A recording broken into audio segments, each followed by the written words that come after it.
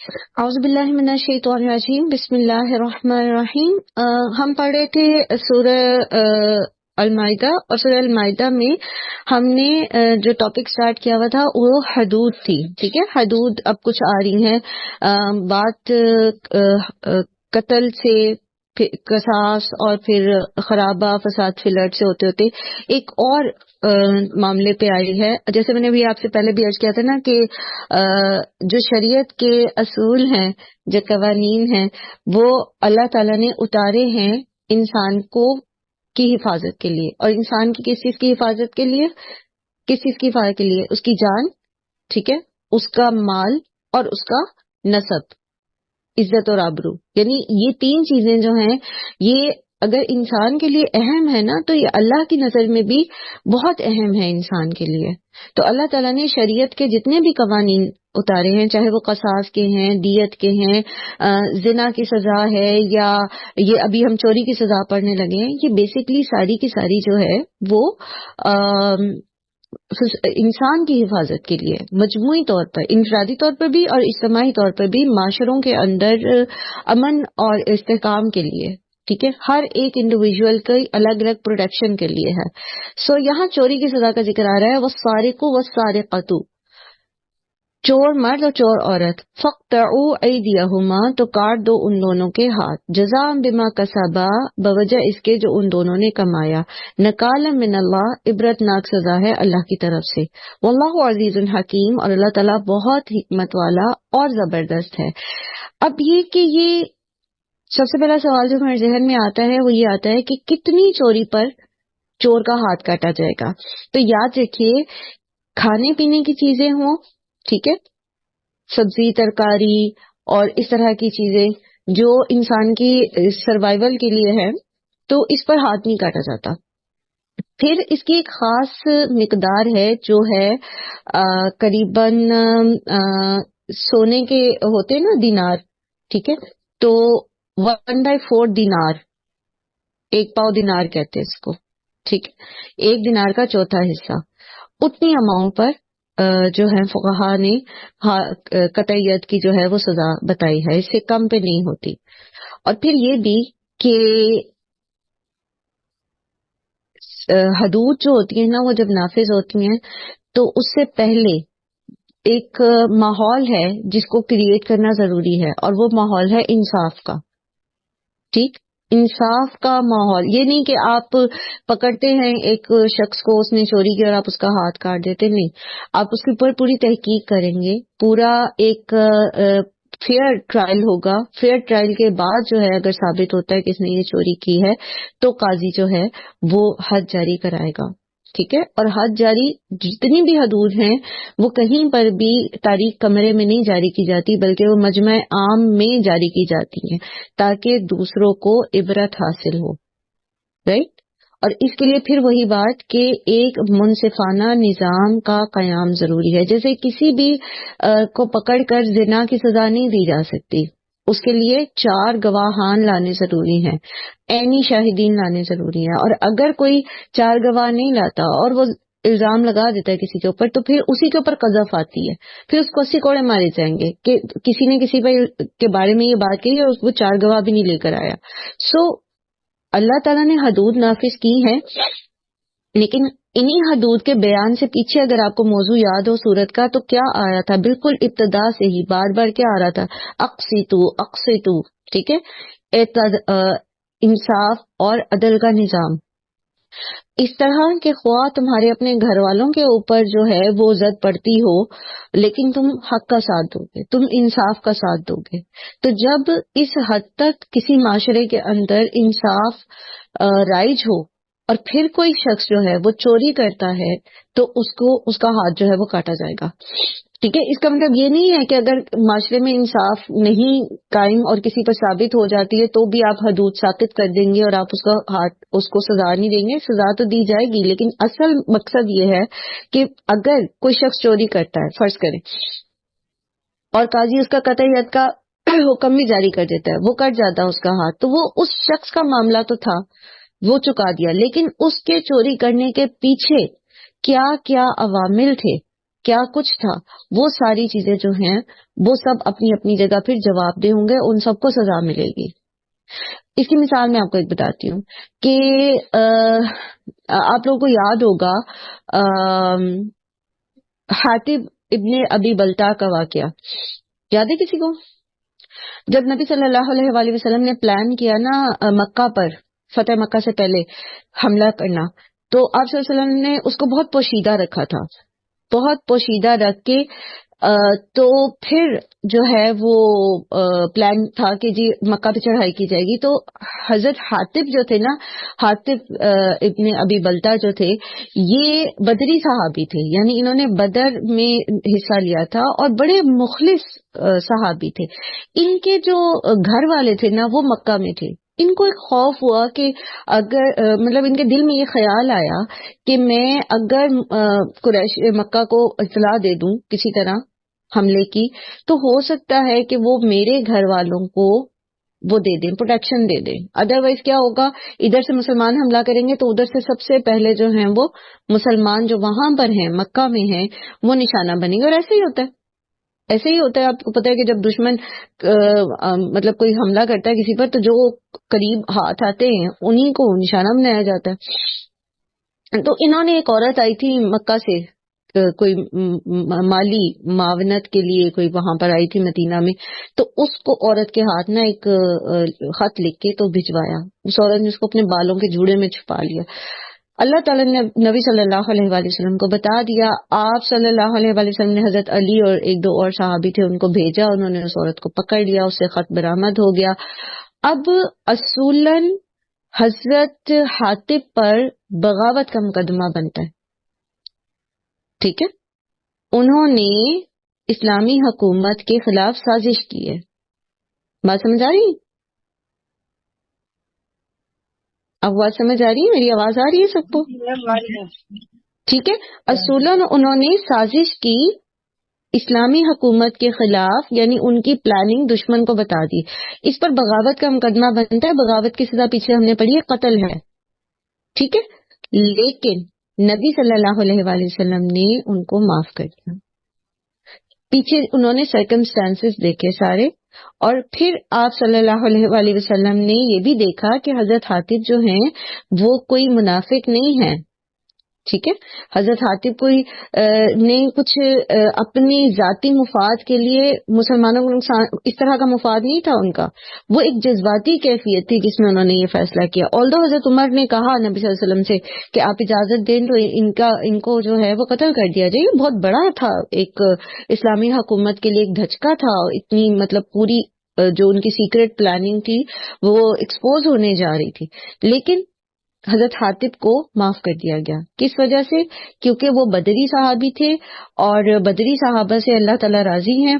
اور پھر یہ کہ مجموعی طور پر ان کا کردار ایسا نہیں تھا کہ ان پر منافقت کا یا اس طرح کا کوئی کیا جاتا. تو یہ ساری چیزیں دیکھی جاتی ہیں. جب حد جاری کی جائے گی تو یہ سب کچھ دیکھا جائے گا.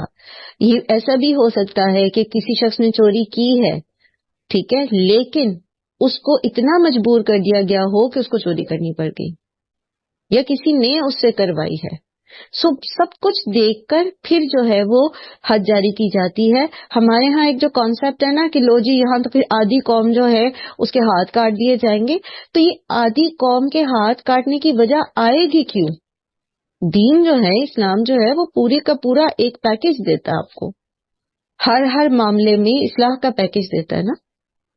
تو اگر تو کوئی مطلب صرف ویسے ہی چوری کر رہا ہے، لائک جیسے چور ہوتے ہیں اپنی اس کے لیے بس چوری کر رہے ہیں اپنی ضرورت پوری کرنے کے لیے، حالانکہ وہ کما بھی سکتے ہیں، وہ تھوڑے رزق کے حلال میں گزارا کر سکتے ہیں، تو ان کو سزا دی جائے گی، اور دی بھی مجمع میں جائے گی، ٹھیک ہے، تاکہ باقیوں کو عبرت ہو.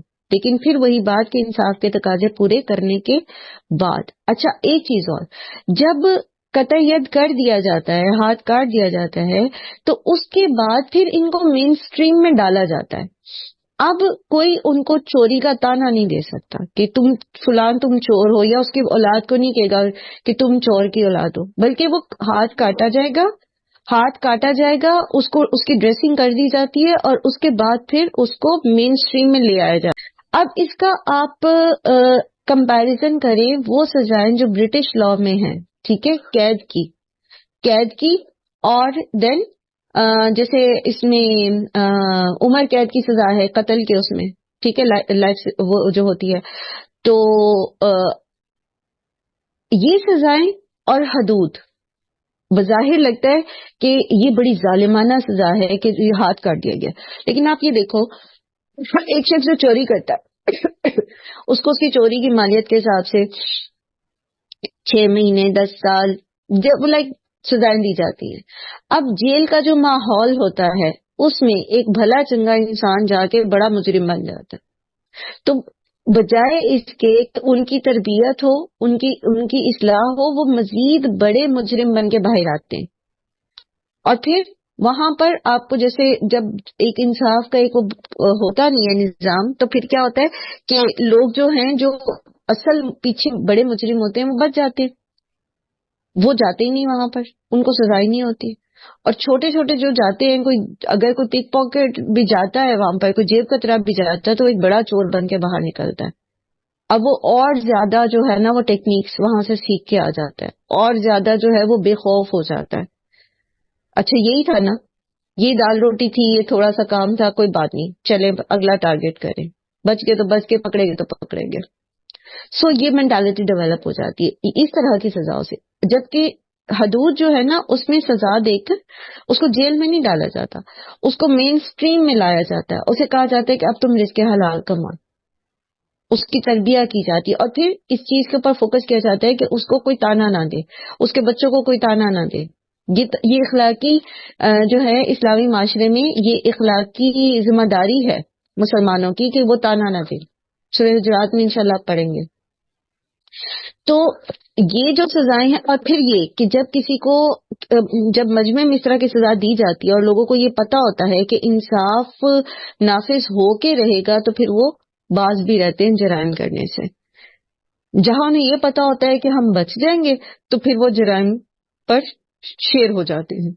فمن تاب من بعد ظلمه واصلح فان الله يتوب عليه. تو جو کوئی توبہ کر لے بعد میں اپنے ظلم کے اور اصلاح کر لے تو اللہ تعالیٰ اس پر مہربان ہوگا. اچھا ایک چیز اور، جن پر حدود نافذ کر دی جاتی ہے ان کے لیے آخرت کی سزا ساقط ہو جاتی ہے. ٹھیک ہے، مثلا اگر کسی نے دنیا میں چوری کی ہے اور دنیا میں چوری کرنے کے بعد جو ہے وہ اس کو سزا بھی ہو گئی، ٹھیک ہے، کسی نے قتل کیا تو اس کو سزا بھی دے دی گئی، تو وہ آخرت کی سزا سے بچ جائے گا. اگر دنیا میں وہ سزا سے بچ گیا، اس پہ حد جاری نہیں کی گئی ہے، تو اس کی آخرت میں اس پرٹیکولر جرم کی سزا جو ہے وہ رکھی ہوئی ہوتی ہے. ٹھیک ہے، دنیا میں حد جاری، جیسے حضرت وہ تھے نا معاذ اسلمی جو تھے جن سے زنا جنہوں نے کیا تھا، تو وہ نبی صلی اللہ علیہ وسلم کے پاس آئے اور بار بار آئے اور انہیں کہا کہ مجھے پاک کر دے، اب مجھے پاک کر دے، مجھ پہ حد نافذ کر دیں. وہ اتنا خوفزدہ ہوئے آخرت کی سزا سے کہ انہوں نے جو ہے وہ دنیا میں جو ہے وہ رجم کی سزا قبول کی. ٹھیک، تو جن کو دنیا میں جن پر حد نافذ ہو جاتی ہے، پھر آخرت کے لیے آخرت کی ان کی سزا ختم ہو جاتی ہے. دوسری چیز یہ کہ دنیا میں بھی پھر ان کے نام کے ساتھ ان کو وہ قاتل یا زانی یا یہ چیزیں نہیں کی جاتی، کیونکہ اس طرح 2-3 لوگ جو تھے جو بات کر رہے تھے حضرت معاذ کے بارے میں کہ وہ تو فلان ایسا تھا اور ایسا تھا. جب ان کے اوپر حد جاری ہو گئی تو اس کے بعد تو نبی صلی اللہ علیہ وسلم شدید خفا ہوئے، اور ایک ان کو لے جا کے تو ایک وہ مری ہوئی بکری تھی، اس کا بچہ پڑا تھا وہاں پہ، تو لوگ کہتے ہیں یہ دعوت کھاؤ. تو وہ بڑا انہوں نے کراہت کا اظہار کیا، تو آپ صلی اللہ علیہ وسلم نے فرمایا ابھی تم یہی تو کر رہے تھے. اور آپ نے فرمایا کہ انہوں نے ایسی توبہ کی ہے کہ اگر سارے اس پہ باندھ دی جائے مدینہ والوں پر تو سب کے لیے کافی ہو جائے. سو دنیا میں اگر اللہ تعالیٰ نے حدود کا قانون دیا ہے اور وہ نافذ ہوتی ہیں، تو اس سے ایک تو یہ کہ دنیا میں بھی اس بندے کے جرم کے ساتھ اس کا تعلق ختم ہو جاتا ہے، اور آخرت میں بھی اللہ سبحانہ تعالیٰ اس کو معاف کر دیتے ہیں، اس کو دنیا میں سزا بھگت جاتا ہے اس کی. ان اللہ غفور الرحیم، بے شک اللہ تعالیٰ بہت بخشنے والا اور نہایت رحم کرنے والا ہے. اور پھر یہ کہ اگر کسی کا جرم کھلا نہیں کسی کا جرم کھلا نہیں تو پھر اس کو اپنے جرم کے اشتہار لگانے کی ضرورت نہیں ہے. کمپنسیٹ کر دے. اگر مثلا کسی نے کسی کا چیز چرائی ہے، اب اس کو یہ احساس ہوا کہ اس نے غلط کیا، تو اب وہ چیز واپس کر دے اور توبہ کر لے، اصلاح کر لے اپنی. ٹھیک ہے، بجائے اس کے کہ وہ اس چیز کے اشتہار لگائے کہ میں نے یہ گناہ کر دیا ہے، مجھ سے یہ ہو گیا. نہیں، یہ کرنے کے بجائے اگر تو کسی حقوق العباد پر اس کے گناہ کی زیاداری ہے تو کمپنسیٹ کر دے، اور اگر معاملہ صرف اس کے اور اس کے رب کے بیچ میں ہے تو خاموش رہے اس کے اوپر. کیونکہ جس چیز کا اللہ نے پردہ رکھا، وہ اگر بندہ اس کی پردہ کشائی کرتا ہے تو پھر اس کو جو ہے وہ پھر اس کے لیے جواب دہ ہوتا ہے. اگر اللہ نے اس کا پردہ رکھا ہے، وہ اللہ سے توبہ کر لے، اپنی اصلاح کر لے، تو وہ اس کا اور اللہ کا معاملہ ہوتا ہے. پھر فرماتے ہیں علم تعلم ان اللہ لہ ملک السماوات والارض، کیا نہیں جانا تم نے کہ بے شک اللہ ہی کے لیے ہے بادشاہت آسمان اور زمین کی. یعذب من یشاء ویغفر لمن یشاء واللہ علی کل شیء قدیر.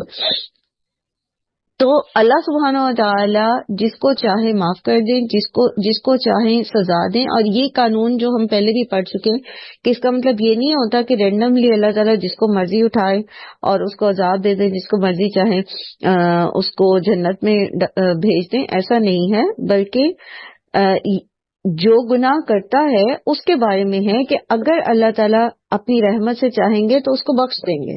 کسی بے گناہ کو اللہ سبحانہ تعالیٰ کبھی بھی عذاب نہیں دیتے. ہاں، جو گناہ گار ہے اس کو اگر اللہ تعالیٰ نے چاہا تو وہ اپنی رحمت سے بخش دیں گے، اس کو سزا دیے بغیر بھی جو ہے وہ جنت میں بھیج سکتے ہیں. اب اس پہ ایک سوال ذہن میں یہ آتا ہے کہ جنہوں نے حقوق العباد کی وائلیشن کی ہوتی ہے تو ان کا وہ کیا کریں گے پھر، جن کے حقوق جو ہے اس بندے نے غصب کیے تھے. تو پہلے میں نے آپ کو بتایا کہ قیامت کے دن مالک یوم الدین اللہ تعالیٰ ہے نا، تو اللہ سبحانہ و تعالی اس بندے کو جو دنیا میں محروم ہوگا آخرت کے دن کمپنسیٹ کر دیں گے. اور اس وقت جب ہر بندے کا واحد کنسرن یہ ہوگا نا کہ وہ جہنم سے بچا لیا جائے، اسے پرواہ نہیں ہوگی کہ دوسرا جہنم میں جا رہا ہے یا جنت میں جا رہا ہے. وہاں اس وقت پیغمبروں کا بھی کیا حال ہوگا، نفسی نفسی نفسی نفسی. کسی کو نہیں، کوئی یہ نہیں کہے گا فرعون کو پھینکے جہنم میں، نمرود کو پھینکے جہنم میں، کوئی نہیں کہے گا. ہر ایک کو یہ پڑا ہوگا بس مجھے بچا لیا جائے، بس مجھے بچا لیا جائے. تو اس وقت اللہ سبحانہ و تعالیٰ پھر وہ جو مظلوم ہوں گے ان کو کمپنسیٹ کر دیں گے. اور اس کو کیوں اللہ تعالیٰ بخش دیں گے؟ اس کو کیوں بخش دیں گے؟ کیونکہ اللہ تعالیٰ مالک ہیں، وہ جو چاہیں کرے. ہو سکتا ہے اس شخص کے اندر کوئی ایسی اچھی بات ہو، اس کا کوئی ایسا عمل ہو، کوئی ایک نیکی ایسی ہو، کوئی استغفار کا آنسو ایک ایسا ہو جو اللہ کو پسند آ گیا ہو، تو اللہ تعالیٰ اس کو بخش دے. وہ جیسے وہ 100 قتل جس بنی اسرائیل کے جس شخص نے کی تھی اس کی مثال ہے کہ اس کی سچی توبہ تھی تو اللہ سبحانہ تعالیٰ نے اس کو معاف کر دیا، بخش دیا. اسی طرح وہ شخص بھی جس نے کہا تھا کہ مجھے جلا دینا، میرا ایک حصہ راکھ جو ہے وہ ہوا میں اڑا دینا، تھوڑا اس کو پانی میں بہا دینا، وہ بھی اللہ کی خشیت کی وجہ سے اس نے کیا تھا کہ مجھے حالانکہ ایک بہت بڑا گناہ تھا یہ گمان کرنا کہ اللہ اس کو دوبارہ نہیں اٹھائے گا، لیکن اللہ تعالیٰ نے اس کو بخش دیا کیونکہ اس نے یہ سب اللہ کی خشیت کی وجہ سے کیا تھا. سو اللہ سبحانہ و تعالیٰ نوز بیٹر کہ کس کے ساتھ کیا معاملہ کرنا ہے. سو دنیا اس کی، بندے اس کے، بادشاہت اس کی، ملکیت اس کی، وہ جس کو چاہے جس طرح چاہے اس کے ساتھ معاملہ کرے. لیکن یہ یاد رکھیے اللہ تعالیٰ ذرہ برابر بھی کسی پر ظلم نہیں کرتے، نہ کریں گے. اللہ تعالیٰ نے اپنے اوپر ظلم کو حرام کر دیا ہے. ٹھیک ہے. سو معاملہ جو بھی ہوگا وہ بہترین حکمت کے ساتھ، اللہ سبحانہ تعالیٰ کی بہترین جو ہے حلم کے ساتھ ہوگا. واللہ علی کل شیء قدیر. تو اللہ تعالیٰ جو چاہتا ہے اس کو کرنے پر خوب قدرت رکھتا ہے. یا ایھا الرسول لا یحزنک الذین یسارعون فی الکفر، اے رسول صلی اللہ علیہ وآلہ وسلم نہ غمگین کرے آپ کو وہ لوگ جو دوڑ دھوپ کرتے ہیں کفر میں. من الذین، ان لوگوں میں سے، قالوا جو کہتے ہیں، آمنا بافواہہم، اپنے منہوں سے وہ کہتے ہیں کہ ہم ایمان لے آئے، ولم تؤمن قلوبہم، اور نہیں ایمان لاتے ان کے دل. ومن الذین ہادوا، اور ان میں سے وہ بھی جو یہودی بن گئے ہیں. سماعون للکذب، جو کان لگا کر سنتے ہیں جھوٹ کو.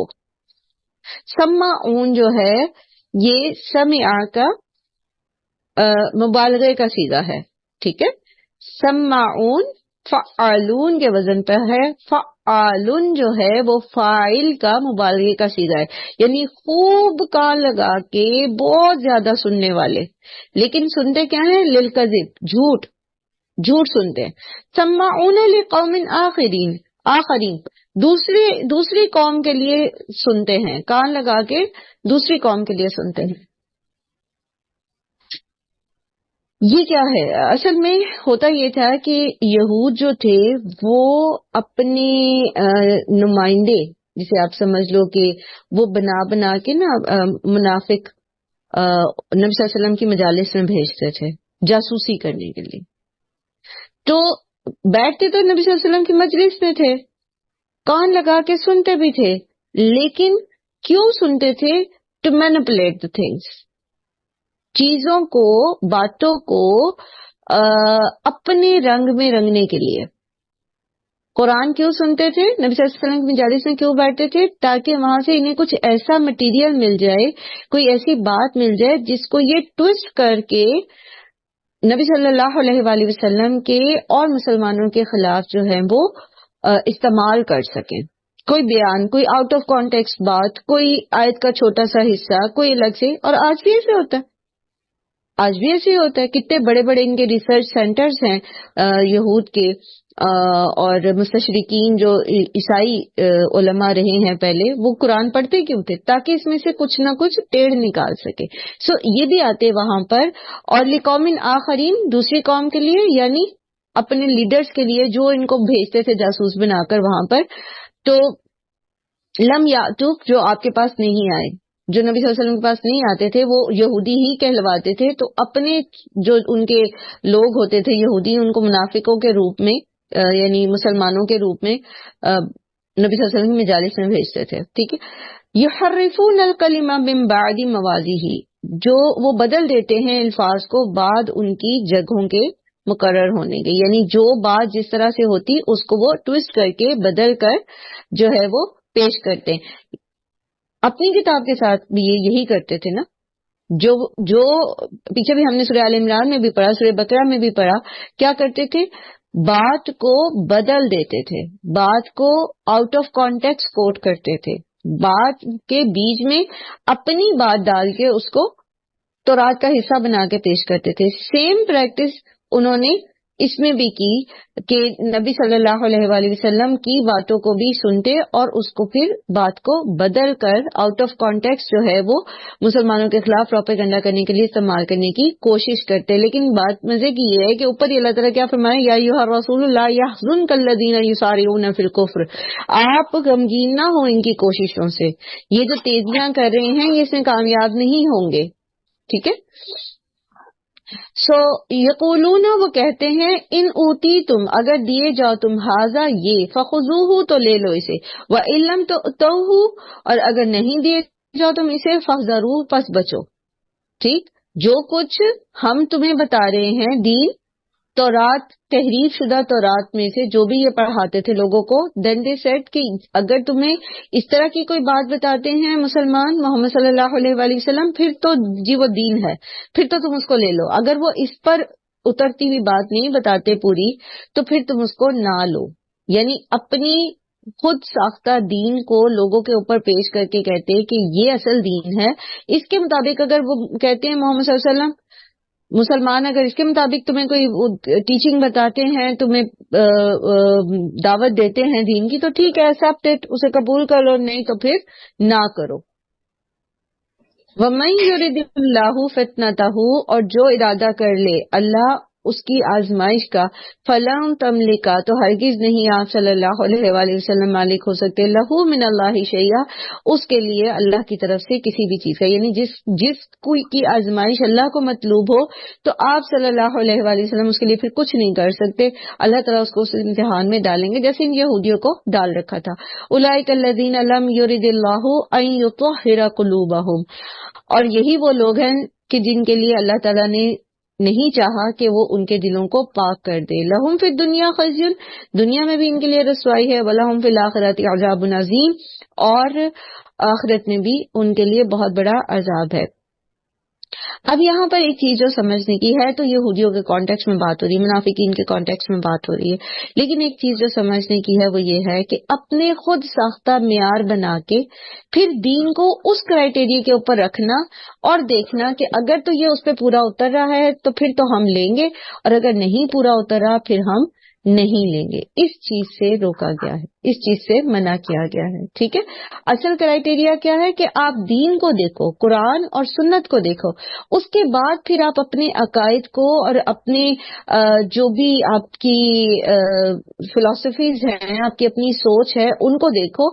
پھر آپ اس کرائٹیریا کے اوپر یعنی قرآن اور سنت کے کرائٹیریا پر اپنی فلسفی کو دیکھو. اگر اس پہ پوری اترتی ہے تو فلسفی کنٹینیو رکھو اپنی، اگر نہیں تو پھر آپ اس کو ڈراپ کر دو اور قرآن اور سنت کی بات کو لے لو. اصل طریقہ یہ ہے. لیکن یہ کیا سکھا رہے ہیں، اور ہمارے ہاں بھی کیا ہوتا ہے، دیکھیں جی یہ باتیں آپ اس کو پورا کر لو، اگر یہ وہ بتاتے ہیں تو ٹھیک ہے، اگر یہ نہیں بتاتے تو پھر آپ ان کی کلاس نہ لو، پھر آپ اس کو جوائن نہ کرو. اب کوئی آپ کو قرآن سنا رہا ہے یا کوئی آپ کو حدیث سنا رہا ہے اور آپ اس کو جج کر رہے ہو اپنے اس کے اوپر، اپنے اسکول آف تھاٹ کے اوپر، اور پھر آپ کہتے ہو اچھا اس پہ پورا اترتا ہے، ٹھیک ہے، ویل اینڈ گڈ، ہم لیتے نہیں تو پھر ہم اوپر وہ آیا تھا نا، نہیں آیا آپ کے پاس، تو وہ اس کا کیا مطلب ہے؟ یہ دو تین لائنوں پر کہ نہیں آیا آپ کے پاس یا حضور کے پاس نہیں آئے، تو وہ مطلب دوسرے لوگ دیکھو، یہاں بات میں نے آپ کو بتائی نا کہ یہ لوگ بھیجتے تھے اپنے جاسوس نبی صلی اللہ علیہ وسلم کی مجالس میں مسلمانوں کی شکلوں میں. جو یہودی بڑے علماء تھے وہ خود تو نہیں آ کے آپ صلی اللہ علیہ وسلم کی مجالس میں بیٹھتے تھے نا، یہ تو اپنے سے جونیئر لوگوں کو بھیجتے تھے، عام یہودی لوگوں کو. لیکن انہیں کہہ کے کیا بھیجتے تھے، ایک تو یہ کہ جو ان کے ٹرینڈ ہوتے تھے، ان کے اپنے لائک قریبی ہوتے تھے، وہ جیسے تھے نا وَإِذَا خَلَوْا إِلَىٰ شَيَاطِينِهِمْ، ٹھیک ہے، تو یہ آپس میں گٹھ جوڑ کرنے والے ہوتے تھے، وہ تو پہلے ہی انڈرسٹینڈ کرتے تھے نا کہ ہم نے وہاں صرف کیا کرنا ہے، سَمَّاعُونَ لِلْكَذِبِ، یعنی خوب کان لگا کے سن کے ایسا مٹیریل لے کر آنا ہے، لا کے اپنے علماء کو دینا ہے تاکہ وہ اس کو ٹویسٹ کر سکے. لیکن عام جنرل پبلک میں تو یہ چیزیں افشا نہیں نہ کی جاتی کہ ہم تو سازش کرنے کے لیے جا رہے ہیں. اب وہ دیکھتے کہ اچھا یہ جو فلاں عالم ہے، یہ ان کا اسٹوڈنٹ ہے، یہ تو جا کے ان کی مجلس میں بیٹھ رہا ہے، تو وہ بھی پھر جاتے وہاں پر. اب ان کو کیا کہتے ہیں، ان کو یہ کہتے ہیں کہ دیکھو یہ باتیں ہیں، اگر تو یہ باتیں یہ مسلمان بتا رہے ہیں تو پھر تو یہ سچے ہیں، اور اگر یہ ایسی باتیں نہیں بتا رہے نا تو پھر یہ سچے دین لے کر نہیں آئے. لائک جنرل پبلک کو اس طرح سے مس گائیڈ کرتے اور خود جو ہے باقاعدہ سازشیں کرتے اور اپنے نمائندے بھیجتے وہاں پر، جو یہ لقوم آخرین لم یاتوک، یہ ہے یعنی یہ وہ لیڈرز ہیں ان کے جو خود نہیں آتے تھے بلکہ بھیجتے تھے دوسروں کو. ٹھیک ہے چلیں الحمدللہ. اچھا اس کے بعد آپ دیکھیں سماعون للکذب اکلون للسحت، یہ سنتے ہیں کان لگا کے کذب کے لیے، ٹھیک ہے، کان لگا لگا کر جھوٹ کے سننے والے ہیں. اور پھر اکلون، آکل کہتے ہیں کھانے والا، ٹھیک ہے، تو اکلون فعالون کے وزن پر خوب کھانے والے، کیا للسحت، حرام کو خوب کھانے والے، جی بھر کے کھانے والے ہیں، ٹھیک ہے. فَإِن جَاءُوكَ، اگر یہ آئے آپ کے پاس، فَحْكُم، تو آپ ان کے بینہم، کہ آپ فیصلہ کریں ان کے بیچ میں. فَحْكُم امر کا سیدھا ہے، ٹھیک ہے. یہاں اللہ سبحانہ تعالیٰ نبی صلی اللہ علیہ وآلہ وسلم کو ثوابدید دے رہے ہیں، یعنی آپ چاہیں تو فیصلہ کریں. کیا ہے یہ اصل میں کیا ہے یہ کہ آپ چاہیں لائک آپ فیصلہ کریں. فَحْكُم، تو فیصلہ کیجئے، ٹھیک ہے. حکمہ سے ہے، حکمہ یحکمو سے، احکم تھا اصل میں، ٹھیک ہے، فا لگ گیا تو فحکم ہو گیا. تو فیصلہ کیجئے بینہم، ان کے بیچ میں، او اعرض عنہم، یا ان سے اعراض کیجئے. تو یہاں اللہ تعالیٰ نبی صلی اللہ علیہ وآلہ وسلم کو چوائس دے رہے ہیں، ٹھیک ہے. چاہیں تو ان کے بیچ میں آپ فیصلہ کریں، چاہیں تو نہ کریں. اور کیونکہ ان کے اپنے پاس جو ہے وہ تورات موجود تھی نا. یہ نبی صلی اللہ علیہ وآلہ وسلم کے پاس فیصلے کرانے آتے اس لیے تھے تاکہ جو ان کی کتاب میں احکامات ہیں ان کو اس پہ عمل نہ کرنا پڑے اور ان کی پسند کا کوئی فتویٰ نبی صلی اللہ علیہ وآلہ وسلم سے مل جائے. جیسے بڑا مشہور واقعہ ہے ان کا وہ رجم کی آیت جو انہوں نے چھپائی تھی. تو اس کی میں ابھی آپ کو یہ واقعہ بھی سناتی ہوں، اس کی طرف میں لے کر آتی ہوں. عزیز یہاں پر یہ اراض جو ہے ان کو نظر انداز کرنے کے معنوں میں آیا جی ہے نا، اور ہاں، نہیں کرنا چاہتے تو منہ موڑ لیں ان سے، نہیں لائک ہاں نظر انداز کریں. آپ نہیں کرنا چاہ رہے نا فیصلہ، آپ صلی اللہ علیہ وسلم نے کہہ سکتے ہیں کہ نہیں میں نہیں کرنا چاہتا تمہارے بیچ میں فیصلہ. سو یہ آپ صلی اللہ علیہ وسلم کے پاس چوائس تھی. ٹھیک ہے. وَإِن تُعْرِضْ عَنْهُمْ، اور اگر آپ اعراض برتتے ہیں ان سے، فَلَن يَضُرُّوكَ شَيْئًا، تو یہ آپ کو ہرگز بھی نقصان نہیں پہنچا سکیں گے. وَإِن حَكَمْتَ، اور اگر آپ یہ چوائس کرتے ہو یعنی آپ فیصلہ حاکم بنتے ہو ان کے بیچ میں، فَاحْكُم بَيْنَهُم بِالْقِسْطِ، تو پھر انصاف کے ساتھ فیصلہ کرنا. اب یہ دیکھو کہ انصاف کے اوپر کتنا زور ہے. نہیں کرنا چاہتے ہو آپ، نہیں کرنا چاہتے ہو، اٹس یور چوائس، مت بنو منصف. بٹ اگر آپ نے منصف بننے کی چوائس کر لی ہے، اب کیا ہے، فاحکم بینہم بالقسط. اب نہیں آپ وہ کر سکتے کہ یہ یہودی ہیں تو ہم ان کو زیادہ سزا دیں، یا ان کے معاملے میں لاپرواہی برتیں اور بس ایک فریق کی بات سنی اور فیصلہ دے دیا. نہیں، اب آپ کو انصاف کے تقاضے پورے کرنے ہوں گے. ٹھیک ہے. تو فَاحْكُم بَيْنَهُم بِالْقِسْطِ إِنَّ اللَّهَ يُحِبُّ الْمُقْسِطِينَ، کہ بے شک اللہ تعالیٰ محبت رکھتا ہے انصاف کرنے والوں کو. اچھا، مسند احمد کی ایک روایت ہے جس میں آتا ہے کہ ایک شخص کو یہودی جو ہے اس کا کالا منہ کر کے تو اس کو لے جا رہے تھے اور کوڑے بھی مارے تھے. تو آپ نے بلا کر سے پوچھا کہ کیا ماجرا ہے، تو انہوں نے کہا اس نے زنا کی ہے. تو آپ نے فرمایا کہ زانی کی یہی سزا تمہارے ہاں ہے؟ کہا ہاں. آپ نے ان کے ایک عالم کو بلا کر اسے پوچھا ذرا کہ کیا ہے یہ تمہارے اس میں نا سزا کیا ہے. تو وہ آئیں بائیں شائع کرنے لگا. بہرحال آپ صلی اللہ علیہ وآلہ وسلم نے اس کو جو ہے سخت قسم کی قسم دے کے جو پوچھا اس سے. یہ مسند احمد کی روایت ہے. ٹھیک ہے. تو اس نے کہا کہ اگر آپ ایسی قسم نہ دیتے تو میں ہرگز نہ بتاتا. بات یہ ہے کہ ہمارے ہاں دراصل زنا کی سزا سنگساری ہے، لیکن چونکہ امیر عمرہ اور شرفا لوگوں میں یہ بدکاری بڑھ گئی تھی اور انہیں اس قسم کی سزا دینی ہم نے مناسب نہ جانی، اس لیے انہیں تو ہم چھوڑ دیتے تھے اور اللہ کا حکم مارا نہ جائے اس لیے غریب غربا اور کم حیثیت لوگوں کو رجم کرا دیتے تھے. پھر اس بات پر ہمارا اتفاق رائے ہو گیا کہ ہم کوئی ایسی سزا تجویز کریں کہ شریف اور غیر شریف یعنی امیر اور غریب جو ہے سب پہ یکساں جاری ہو سکے. تو چنانچہ ہم نے پھر یہ سزا سوچی کہ ان کا منہ کالا کریں اور ان کو کوڑے لگائیں. تو یہ سن کر نبی صلی اللہ علیہ وسلم نے حکم دیا کہ ان دونوں کو سنگسار کیا جائے. اب آپ صلی اللہ علیہ وآلہ وسلم مدینہ کے حاکم تھے. ٹھیک ہے. تو اس لیے پھر ان کو جو ہے وہ رجم کر دیا گیا. اور آپ صلی اللہ علیہ وسلم نے فرمایا اے اللہ میں پہلا وہ شخص ہوں جس نے تیرے ایک مردہ حکم کو زندہ کیا. ٹھیک ہے.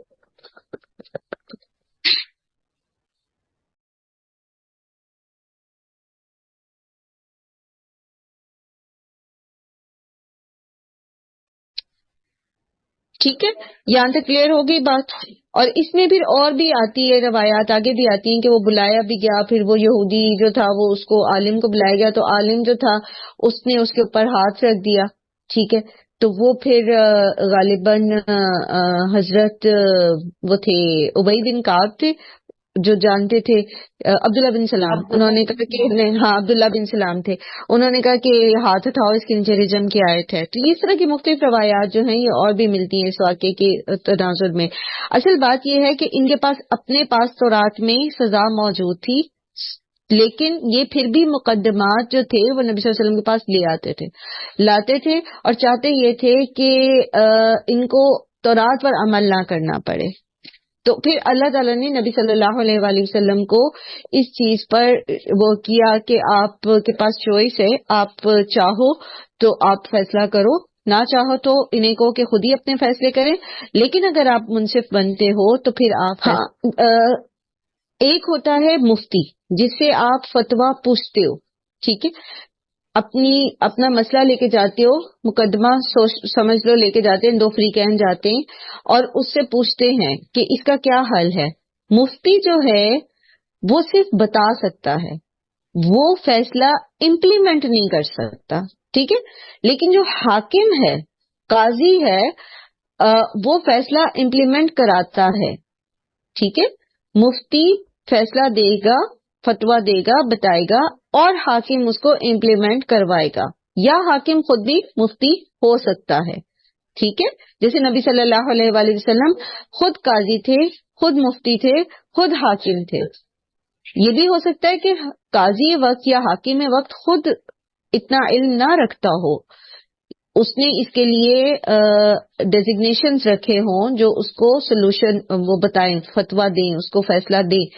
لیکن یہ کہ وہ مفتی جو ہوتا ہے وہ صرف بتاتا ہے اور حاکم جو ہے اس کو امپلیمنٹ کراتا ہے. اور یہاں خاص طور پر نبی صلی اللہ علیہ وآلہ وسلم جو ہیں وہ ان تمام حیثیت میں، یعنی وہ مفتی بھی تھے، فیصلہ بھی وہ خود کرنے والے تھے، اور حاکم بھی تھے. سو یہاں پر جو کہا جا رہا ہے نا فاحکم بینہم بالقسط، تو پھر یہ ساری تناظر میں، ساری حیثیتوں میں انصاف، یعنی انصاف کے ساتھ فتویٰ دیں گے، فیصلہ کریں گے، انصاف کے تقاضوں کو پورا کرتے ہوئے پھر اس کو امپلیمنٹ کرائیں گے. تو جب کوئی قاضی انصاف، اس پہ منصف جو ہوتا ہے وہ بیٹھتا ہے قاضی کی کرسی پر، تو پھر اس کو سارے آسپیکٹس میں اس کو دیکھنا پڑتا ہے، اور اس کو دیکھنا چاہیے کہ انصاف کے تقاضے پورے ہو رہے ہیں یا نہیں ہو رہے. وہ صرف بظاہر وکلا کے دلائل کو دیکھ کر جو ہے یا اس کے اوپر فیصلہ نہیں کرے گا، اس کو اپنے طور پر بھی ان ساری چیزوں کو جو ہے وہ تحقیق کرنی چاہیے، اپنے ریسورسز کو بروئے کار لا کر بھی اس کو تحقیق کرنی چاہیے. ان اللہ یحب المقسطین، اور بے شک اللہ تعالیٰ محبت رکھتا ہے انصاف کرنے والوں کو کے ساتھ. اور انصاف کرنے والے جو ہیں وہ اللہ سبحانہ و تعالیٰ کے دائیں طرف نور کے ممبروں پر ہوں گے.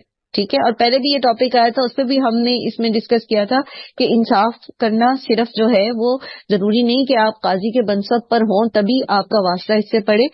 عدل و انصاف جو ہے اس میں آپ کو روزانہ ہی قریباً جو ہے واسطے اس طرح کے پڑھتے رہتے. اسی لیے آپ دیکھیں کہ بار بار جو ہے یہ اس کی تکرار آ رہی. ٹھیک، اور یہاں ذکر آیا اکلون للسحت، سخت کھانے والے، جی بھر کے حرام کھانے والے. تو بیسکلی یہاں بات ہو رہی ہے رشوت کی، یعنی علماء جو ہیں یا مفتیان جو ہیں یا قاضی جو ہے ان کے، وہ کیا کرتے تھے، وہ لوگوں سے رشوت لے کر ناانصافی کے فیصلے کرتے تھے. سو اس چیز کو کنڈیم کیا گیا اور اس چیز کو اوپر فوکس کیا گیا کہ حق کے ساتھ فیصلہ کیا جائے، انصاف کے ساتھ فیصلہ کیا جائے، اور رشوت اور حرام جو ہے اس کو ناپسند کیا گیا، اس کو حرام کیا گیا. انفیکٹ ناپسند نہیں، حرام کیا گیا. اور آپ یہ دیکھیں کہ اگر لائک اب یہاں پر جو رشوت دے کے غلط فیصلے کرا رہے ہیں تو وہ تو گناہ گار ہیں ہی ہیں، لیکن قاضی جو ہے وہ پھر زیادہ بڑا گناہ گار ہو جائے گا. اس کو پتا ہوگا کہ وہ دوہرے گناہ میں جو ہے وہ ملوث ہو رہا ہے. ایک تو وہ حرام کھا رہا ہے، رشوت لے رہا ہے، پھر وہ کسی اور کے اوپر ظلم بھی کر رہا ہے. ٹھیک، اچھا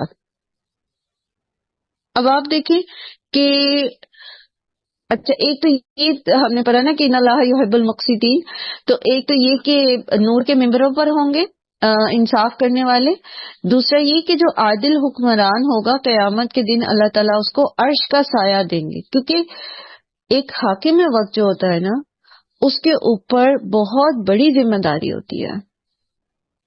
حاکم وقت جو ہوتا ہے یا جو انصاف کے اس کے اوپر بیٹھا ہوتا ہے کرسی پہ، اس کے اوپر ذمہ داری بہت کٹھن ہوتی ہے، بہت زیادہ کٹھن ہوتی ہے، بہت زیادہ پریشر ہوتا ہے اس کے اوپر. اس میں جب وہ عدل کے ساتھ انصاف کے تقاضوں کو پورا کرتے ہوئے فیصلے کرتا ہے تو پھر اللہ تعالیٰ اس کو ایسے نہیں چھوڑ دیں گے، بلکہ اللہ تعالیٰ اس کو قیامت کے دن ان 7 طرح کے لوگوں میں شامل کر لیں گے جن کو عرش کا سایہ دیا جائے گا.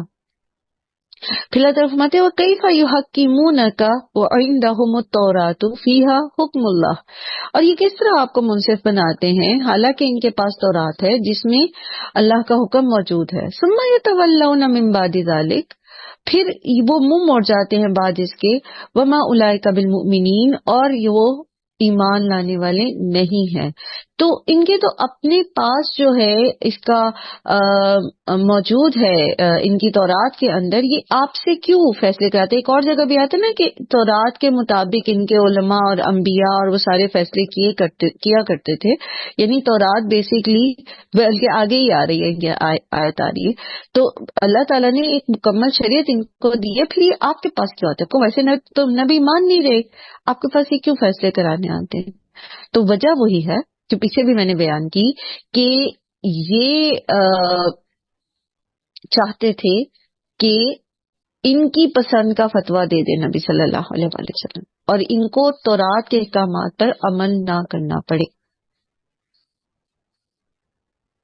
ٹھیک ہے، تو اسی کانٹیکسٹ میں وہ روایات بھی آتی ہیں جو ابھی اب سے میں نے بیان کی کہ زنا کا ایک مقدمہ تھا جو ان کے پاس نبی صلی اللہ علیہ وآلہ وسلم کے پاس یہ لے کر آئے. جب لے کر آئے اور آپ صلی اللہ علیہ وآلہ وسلم نے پوچھا اچھا تو رات میں اس کا کیا حکم ہے، تو انہوں نے اس کو چھپا دیا. لیکن بہرحال پھر نبی صلی اللہ علیہ وآلہ وسلم نے ان پر جو ہے رجم ان کو کروایا، دونوں کو. یہ قصہ کچھ اس طرح سے ہے کہ عورت جو تھی وہ شادی شدہ تھی اور امیر تھی، اور لڑکا غلام سے اس نے زنا کیا تھا، تو غلام غیر شادی شدہ تھا، تو غلام کی رجم کی سزا نہیں بنتی تھی اور عورت کی بنتی تھی. تو عورت کو جو ہے وہ پھر رجم جو ہے وہ کرایا گیا تھا. یہی چیز تھوڑی سی اگر ہم سوچیں تو ہم جب میں نے آپ سے مثال بھی دی تھی نا ایک کسی کی کہ انہوں نے کہا کہ جی ویسے تو فلان تو یہ کہتا ہے اور یہ کہتا ہے، لیکن آپ بتا دیں کہ میں کیا کروں. ہر جگہ سے مجھے یہ رسپانس مل رہا ہے، اب آپ بتائیں میں کیا کروں. تو یہ جو ہر جگہ سے یہ رسپانس مل رہا ہے تو پھر آپ بتائیں کہ تو تک نہیں بنتی. جب وہ قرآن اور حدیث سے ثابت ہے تو پھر آپ میرے پاس فتویٰ کیا لینے آئے؟ آپ چاہتے ہیں کہ آپ کی مرضی کا فتویٰ مل جائے آپ کو. ٹھیک ہے، تو یہ چیز جو ہوتی ہے نا، جو لوگ ادھر سے ایک چیز ثابت ہو جاتی ہے کہ یہ قرآن اور سنت سے ثابت ہے یہ فیصلہ اور اجماع ہے اس کے اوپر، اور تمام جو امت کے علماء ہیں وہ یہی بات کہہ رہے ہیں، پھر ہم کیوں فتوے ڈھونڈتے ہیں یا پھر ہم کسی ایک مفتی کے فتوے پر کیوں راضی ہو جاتے ہیں جبکہ سب کی رائے جو ہے وہ اس کے اپوزٹ ہوتی ہے، قرآن و سنت کی رائے سے اپوزٹ ہوتی ہے، کیونکہ ہم چاہتے ہیں ہمارا من چاہا فتویٰ مل جائے. ہم جو چاہتے ہیں وہی فیصلہ ہو جائے، بس اپنے آپ کو سیٹسفائی کرنے کے لیے یا لوگوں کو سیٹسفائی کرنے کے لیے کہ ہمارے پاس فتویٰ موجود ہے. تو اس طرح کے کام جو ہے وہ کیے جاتے ہیں. سیم ان کے بھی یہی طریقہ تھا. اللہ تعالیٰ فرمائے انا انزلنا التوراۃ فیہا ھدی و نور، بے شک ہم نے نازل کی تورات جس میں ہے ہدایت اور نور. اور نور کون سا تھا اس میں؟ وہی ہدایت کا نور. پیچھے بھی ہم اس کے اوپر بات کر کے آئے. یحکم بہ النبیون، فیصلہ کرتے تھے اسی کے ساتھ انبیاء، الذین اسلموا، وہ جو اسلام لائے تھے، للذین ہادوا، ان کے لیے جو یہودی بن گئے، اور ربانیون، اور رب والے بھی، والاحبار، اور فقہاء اور علماء بھی. یہودیوں کے جو علماء ہیں ان کو احبار کہا جاتا ہے. ٹھیک ہے، اور ربانی کون ہوتے ہیں؟ ربانی یعنی رب والے، اللہ سے خصوصی تعلق رکھنے والے، جسے وہ کہتے ہیں نا جو اپنے ہر معاملے میں اللہ پر بھروسہ کرنے والے ہوتے ہیں، اپنے آپ کو ٹوٹلی اللہ کی رضا میں ڈھال لینے والے. ٹھیک ہے، اللہ والے جن کو آپ کہتے ہو، ہم اردو زبان میں جن کو اللہ والے کہتے ہیں، بہت اللہ والا ہے، یعنی بالکل اب پورے کا پورا اللہ کے احکامات میں ڈھلا ہوا شخص. ٹھیک ہے، تو یہ سب یعنی انبیاء بھی، ربانی بھی اور احبار بھی. ہبر کہتے ہیں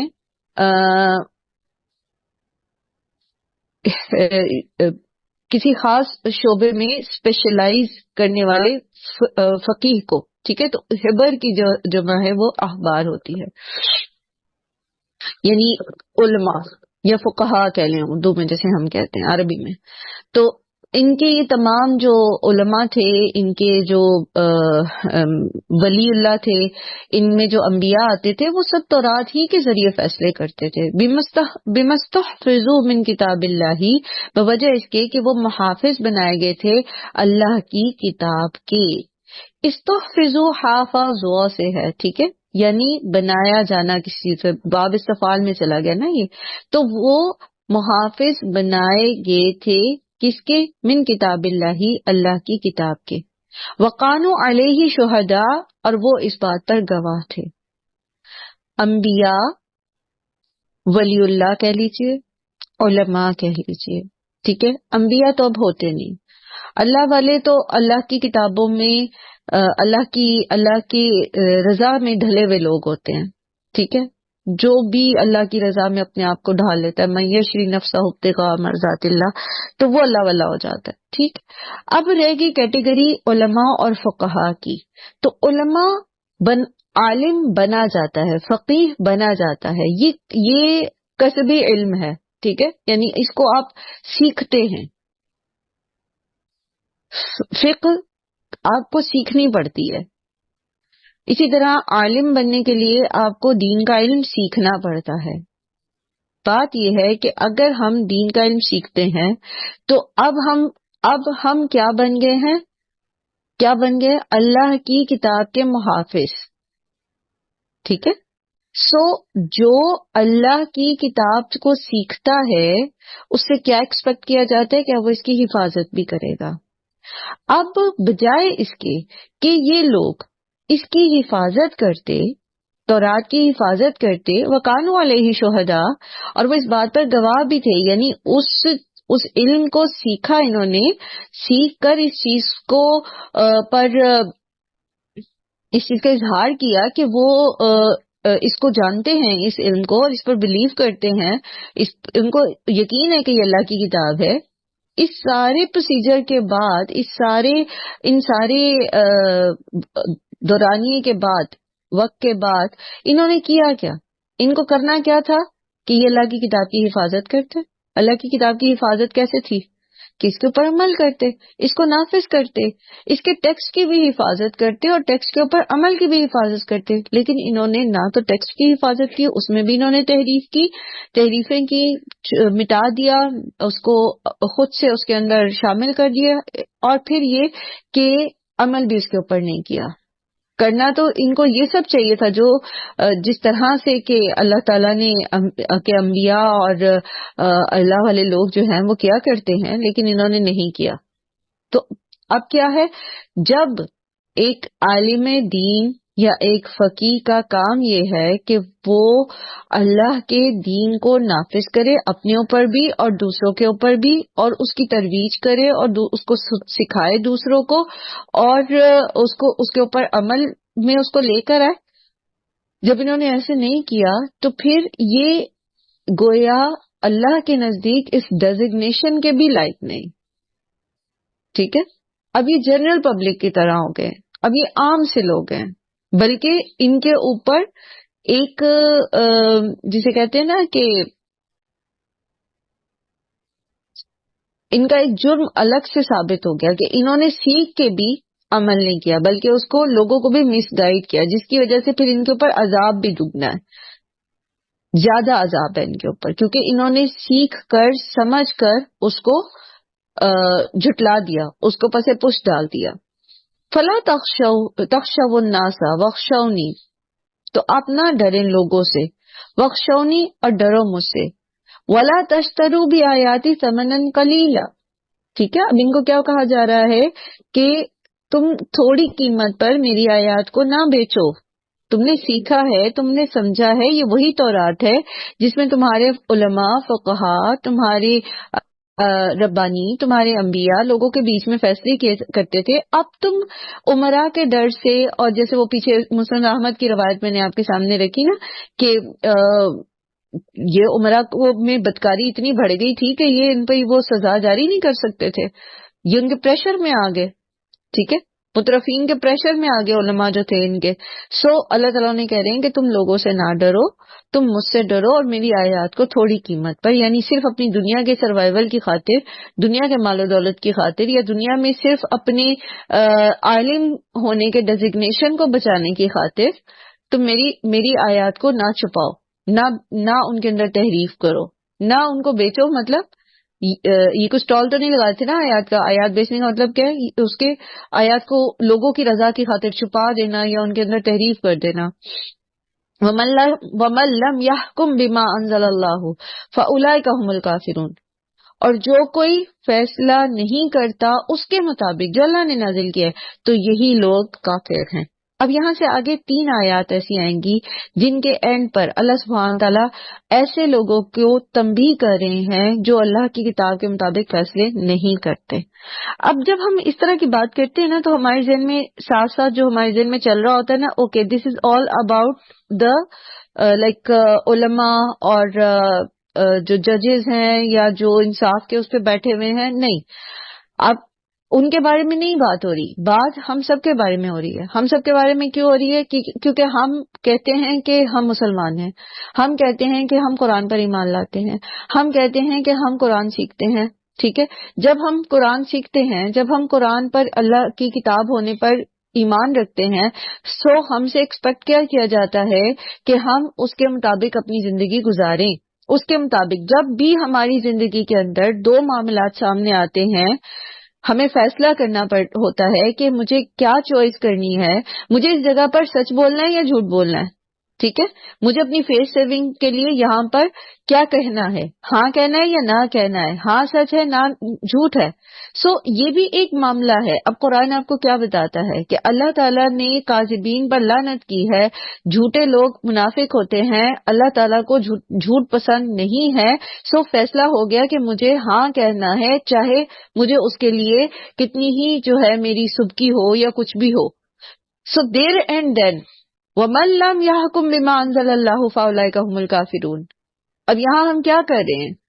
عملی کفر کر رہے ہیں، کیونکہ ہم اللہ کی کتاب کے مطابق بما انزل اللہ، جو اللہ نے نازل کیا ہے اس کے مطابق ہم نے فیصلہ نہیں کیا، ہم نے چوائس کی ہے اپنی خواہش نفس کے مطابق. تو یہاں ہم کس میں مبتلا ہو رہے ہیں؟ عملی کفر میں. تو سارے دن میں آپ دیکھ لیں ہمارا کتنی دفعہ واسطہ پڑتا ہے. اوکے، اب بس فون کال آ جاتی ہے، فون کال آتی ہے، آپ کی بہن یا فرینڈ یا جو بھی ہے وہ بات کر رہی ہے اور وہ غیبت کر رہی ہے کسی کی. اب مجھے اس کی بات نہیں سننی، مجھے یہیں اس کو سٹاپ کرنا ہے، کیونکہ اللہ تعالیٰ کو غیبت پسند نہیں ہے. اللہ تعالیٰ کہتے ہیں کہ مت چغلی کرو، مت غیبت کرو تم آپس میں ایک دوسرے کی، وہ مردہ بھائی کے گوشت کے کھانے کے برابر ہے. ٹھیک ہے، سو وہی مجھے فیصلہ کرنا ہے. میں نے نہیں سننی یہ بات. Okay stop it. ہم نے غیبت نہیں کرنی کسی کی، چاہے وہ مجھ سے ناراض ہو، چاہے وہ مجھے کچھ کہے، برا بلا کہے یا وٹ ایور، بس مجھے نہیں سننی. سو دیر اینڈ دین مجھے فیصلہ کرنا ہے کہ مجھے کیا کہنا ہے، مجھے کیا کرنا ہے. رائٹ؟ نماز کا وقت ہے، آپ کے ہسبینڈ کہہ رہے ہیں چلو ابھی چلنا ہے بازار تو چلو، نہیں تو میں نہیں لے کے جاؤں گا. پھر مت کہنا. اب ابھی یہی فیصلہ کرنا ہے کہ نہیں، مجھے نماز پڑھنی ہے، مجھے شاپنگ کرنی ہے، مجھے کیا کرنا ہے، کیا ضروری ہے. کیا کہتا ہے قرآن کہ آپ کو نماز وقت کے بیچ میں پڑھنی ہے. نماز فرض ہے وقت مقررہ اوقات کے بیچ میں. اگر آپ اس وقت شاپنگ کرنے چلے گئے آپ کی نماز قضا ہو جائے گی. سو دیر اینڈ دین مجھے فیصلہ کرنا ہے نا. سو سارے دن میں 20 دفعہ ایسا ہوتا ہے کہ ہمیں فیصلہ کرنا ہوتا ہے. سو وَمَن لَّمْ يَحْكُم بِمَا أَنزَلَ اللَّهُ فَأُولَٰئِكَ هُمُ الْكَافِرُونَ. تو جو تو بڑے اب ہر ایک کی جوابدہی اس کے ڈیزگنیشن کے مطابق ہے نا. میری جوابدہی جو ہے وہ ایک ماں کی حیثیت سے ہے، ایک بیوی کی حیثیت سے ہے، ایک سمجھ لیجئے کہ قرآن سیکھنے سکھانے کی حیثیت سے ہے، ایک بیٹی کی حیثیت سے ہے، ایک بہو کی حیثیت سے. مجھے ان حیثیتوں میں ہر وقت جو ہے وہ جب بھی میرے سامنے فیصلہ کرنے کا موقع آتا ہے تو مجھے قرآن کے ساتھ کی روشنی میں فیصلہ کرنا ہے.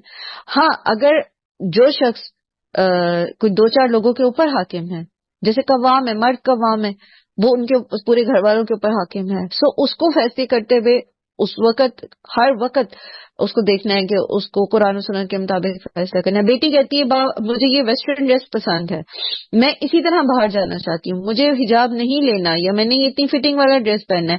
اب دیر اینڈ دین باپ جو ہے وہ فیصلہ کیا کرے؟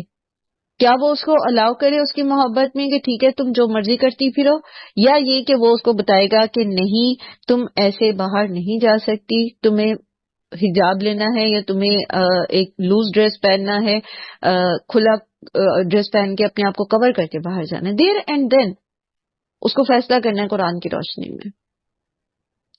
اسی طرح جو میئر ہے، جو سٹی کا میئر ہے، جو کاؤنسلر ہے، جو کرتے کرتے آپ اس کو لے جاؤ. پھر ہر عہدے کی اپنی ذمہ داریاں ہوتی ہیں اور ہر عہدے میں فیصلے کیے جاتے ہیں. پھر اللہ تعالیٰ فرمانے وَكَتَبْنَا عَلَيْهِمْ فِيهَا أَنَّ النَّفْسَ بِالنَّفْسِ وَالْعَيْنَ بِالْعَيْنِ. یہ بنی اسرائیل کی شریعت ہے اور یہی شریعت جو ہے یہ مسلمانوں کو بھی دی گئی ہے. جیسے پیچھے قصاص کی بھی شریعت جو تھی وہ مسلمانوں کو بھی دی گئی. کیا اللہ تعالیٰ نے کیا فرض کیا تھا ان پر، بنی اسرائیل پر، کہ آنکھ کے بدلے نفس کے بدلے نفس، یعنی جان کے بدلے جان، آنکھ کے بدلے آنکھ، ناک کے بدلے ناک، والأذن بالأذن والسن بالسن، اور کان کے بدلے کان اور دان کے بدلے دان، والجروح قصاص، اور تمام زخموں کا بھی بدلہ ہے. جو جس کو جتنا زخمی کرے گا بدلے میں اس کو اتنا زخمی کیا جائے گا. ٹھیک ہے، کسی نے ایک دان توڑا نا کسی کا، تو دوسرے کو بھی اجازت ہوگی کہ وہ اس کو اتنا ہی دان جو ہے وہ توڑے گا، اس کا بھی سزا میں وہی دان توڑ دیا جائے گا توڑنے والے کا. سو انصاف کا تقاضا یہ ہے. ٹھیک ہے، اور اس کے پیچھے پھر وہی بات کہ یہ سارے فیصلے جو ہیں یہ قاضی کرے گا، قاضی کے پاس معاملہ لے جایا جائے گا. ایسا نہیں ہے کہ کسی نے پتھر مار کے کسی کا سر پھاڑ دیا تو دوسرا بینٹ مار کے اس کا سر پھاڑ کے کہے کہ اس نے میرا پھاڑا تھا تو میں نے اس کا پھاڑ دیا، اینڈ دیٹس اٹ. نہیں، قاضی کے پاس جائے گا معاملہ اور وہ پھر اس کو جو ہے وہ سزا دے گا. اور یہ جو ہے نا والجروح قصاص، ٹھیک ہے، تو اب یہ قاضی ہی جو ہے وہ فیصلہ کر سکتا ہے کہ اس کے بدلے اس کو کتنی سزا دی جائے گی. وہ اس کی ایگزامن کیا جائے گا، اس کا زخموں کو ایگزامن کیا جائے گا اور پھر اس کو اتنی ہی سزا دی جائے گی. لیکن سزا ہے. ہاں، معاف کر دے گا کوئی تو معاف کر دے. فمن تصدق به فهو کفارۃ اللہ، تو جو کوئی صدقہ کر دے یعنی معاف کر دے اس کو تو وہ اس کی طرف سے کفارہ ہو جائے گا، یعنی اب اس کو سزا نہیں دی جائے گی. ومن لم يحكم بما انزل اللہ فاولئک هم الظالمون، تو جو فیصلہ نہیں کرتے اس کے مطابق جو اللہ نے نازل کی کتاب میں، فاولئک هم الظالمون. اوپر کیا کہا؟ فاولئک هم الکافرون. یہاں کیا کہا جا رہا ہے؟ تو وہ ظالم ہے، کافر ہیں، ظالم ہیں، جو اللہ کی کتاب کے مطابق فیصلے نہیں کرتے.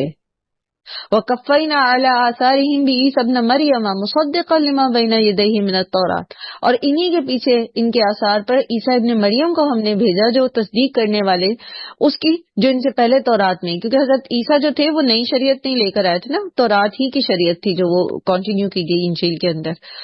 لما بین یدیہ من التوراۃ، جو اس سے پہلے تورات میں موجود تھی. وہدی وموعظۃ للمتقین، اور جو ہدایت اور نصیحت ہے متقین کے لیے. تو یہاں پر انجیل کی جو صفات ہے، پیچھے تورات کی صفات ہدی و نور بتائی گئی اور یہاں انجیل کی صفات کیا بتائی گئی؟ ہدی و موعظۃ للمتقین. ولیحکم اہل الانجیل، اور چاہیے کہ فیصلہ کریں اہل انجیل. اب یہاں پہ دیکھیے لام جو ہے لام امر ہے، ٹھیک ہے، لام امر ہے اور کیا ہے؟ حکم دیا جا رہا ہے. یہاں ٹرانسلیشن تو یہ کی جا رہی ہے نا کہ چاہیے کہ، لیکن اس کا یہ مطلب نہیں کہ انہیں چوائس دی گئی ہے کہ چاہے تو وہ کریں اور چاہے تو نہ کریں. چوائس نہیں ہے، بلکہ کیا ہے کہ ضرور کریں گے. ٹھیک ہے، کیا کریں؟ اہل انجیل بما انزل اللہ فیہ، کہ وہ فیصلے کریں اہل انجیل اس کے مطابق جو اللہ نے ان پر نازل کیا. وَمَن لَّمْ يَحْكُم بِمَا أَنزَلَ اللَّهُ فَأُولَٰئِكَ هُمُ الْفَاسِقُونَ، اور جو فیصلے نہیں کرتے اس کے مطابق جو اللہ نے نازل کیا ہے تو یہی لوگ فاسق ہیں. پیچھے کیا کہا؟ کافر ہیں، پھر کیا کہا؟ ظالم ہیں، پھر کیا کہا؟ فاسق ہیں. اب ایک من حیث القوم مجموعی طور پر ہم دیکھیں ہمارے معاشرے میں، اول تو ہمارے ملک کے اندر اسلامی قانون ہی نہیں ہے، برٹش لا چلتا ہے. اس کے بعد انفرادی زندگیوں میں کتاب اللہ کہیں ایگزسٹ نہیں کرتی. مرضی کا ہم قرآن پر عمل کرتے ہیں، جہاں ہمارا دل ہوتا ہے. بیٹی کا معاملہ ہوتا ہے تو ہم قرآن پہ عمل کرتے ہیں، بہو کا ہوتا ہے تو ہم بھول جاتے ہیں. ٹھیک ہے، اپنا ہوتا ہے تو ہم قرآن پہ عمل کرتے ہیں، دوسرے کا ہوتا ہے تو ہم بھول جاتے ہیں.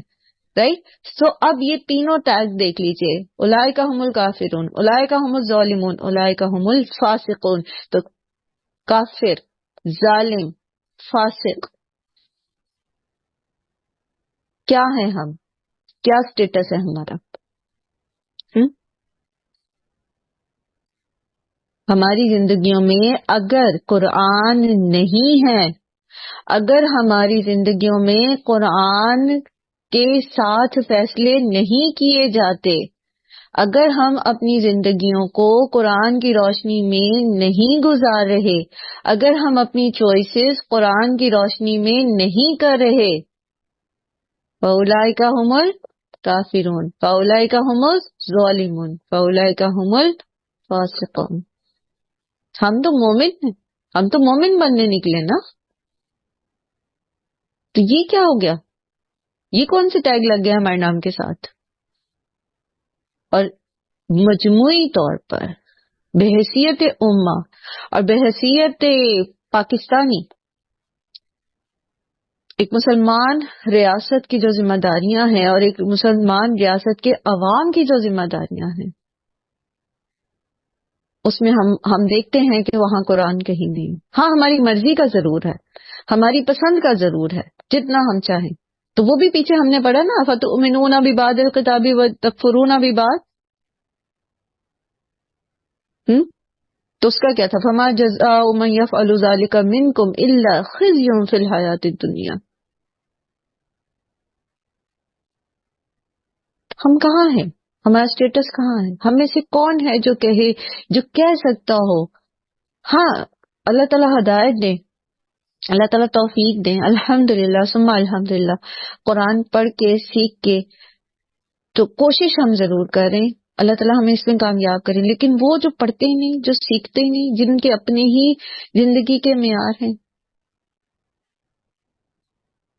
جن کے پیش نظر صرف دنیا کی ہی زندگی ہے، اور اس کے لیے وہ کوئی بھی انفیئر مین اختیار کرنے میں وہ ہیزیٹنٹ نہیں ہوتے، پھر بھی ہم سمجھتے ہیں کہ ہم مومنون کی فہرست میں آتے. دیکھیں یہاں نہ تو نماز پڑھنے کا کہا جا رہا ہے، نہ یہاں روزے کی بات ہو رہی ہے، نہ یہاں حج عمرے کی بات ہو رہی ہے، کسی قسم کی عبادت کی بات نہیں ہو رہی. کس بات کی بات ہو رہی؟ کس چیز کی بات ہو رہی ہے؟ وَمَن لَمْ يَحْكُمْ، نہیں جو فیصلے کرتا، نہیں جو فیصلے کرتا، یعنی پوری زندگی کے جو فیصلے ہیں، should I do this or don't، اور یہ کہ من حیث القوم اور من حیث امت مسلمہ، اور یہ کہ اپنے اپنے عہدے کے مطابق فیصلوں کی بات ہو رہی ہے، اختیار کی بات ہو رہی ہے. تو ایمان اس وقت تک مکمل نہیں ہوتا جب تک کہ آپ پورے کے پورے جو ہیں قرآن کو اپنی زندگی کے اندر شامل نہیں کر لیتے. جو بھی آپ نے فیصلہ کرنا ہے، جو بھی فیصلہ کرنا ہے، قرآن کی روشنی میں کرنا، پھر ہم مومن بنتے. ورنہ جو نہیں کرتے وہ کافر بھی ہیں، وہ ظالم بھی ہیں، وہ فاسق بھی ہیں. آپ نکلتے ہو باہر، آپ نے ایک برگر کھانا ہے، آپ کو بہت پسند ہے اس کا فلیور، لیکن آپ کو پتا چل گیا کہ اس کے اندر کوئی حرام انگریڈینٹ ہے. اب قرآن کیا کہتا ہے؟ حرام نہیں کھا سکتے، سو آپ اس کو نہیں کھائیں گے، چاہے آپ نے اس کے پیسے خرچ لیے ہیں، چاہے کچھ بھی ہو گیا، آپ کو نہیں کھانا وہ. اور صرف کھانے پینے میں نہیں ہوتا حرام، ہر معاملے میں ہوتا ہے. وہ جیسے کسی نے کہا نا کہ ایسے ہی واللہ عالم کتنی اس میں سچائی ہے، لیکن ہوتا تو ایسے ہی ہے. اب وہ اس کو کسی کے نام کے ساتھ مخصوص کے بغیر ہم مثال سے سمجھ سکتے ہیں کہ ایک چائنیز کمپنی کے اونر نے کہا کہ وہ شخص مسلمان میرے پاس آتے ہیں اور کہتے ہیں کہ یہ پروڈکٹ ہے، اس کے اوپر ہمیں فلاں کمپنی کی سٹیمپ چاہیے، فلاں کمپنی کا لوگو چاہیے. اور جب میں انہیں کہتا ہوں آئیں میرے ساتھ کھانا کھائیں، تو وہ کہتے ہیں ہم یہ نہیں کھاتے، یہ حرام ہے. تو کیا کھانا پینا صرف حرام میں ہوتا ہے؟ کیا کمائی میں حرام نہیں ہے، یا جھوٹ حرام نہیں ہے؟ سو جہاں بھی جو بھی معاملہ ہے اپنی زندگیوں میں قرآن کے ذریعے فیصلے کریں اگر ہم مومن بننا چاہتے ہیں. اللہ تعالیٰ ہم سب کو توفیق دے، عمل کی بھی سمجھ بھی عطا کریں، حکمت بھی عطا کریں، فہم بھی عطا کریں، اور پھر اس کو اپنی زندگیوں میں شامل کرنے کی توفیق بھی عطا فرمائے. وآخر دعوانا الحمدللہ رب العالمین. سبحان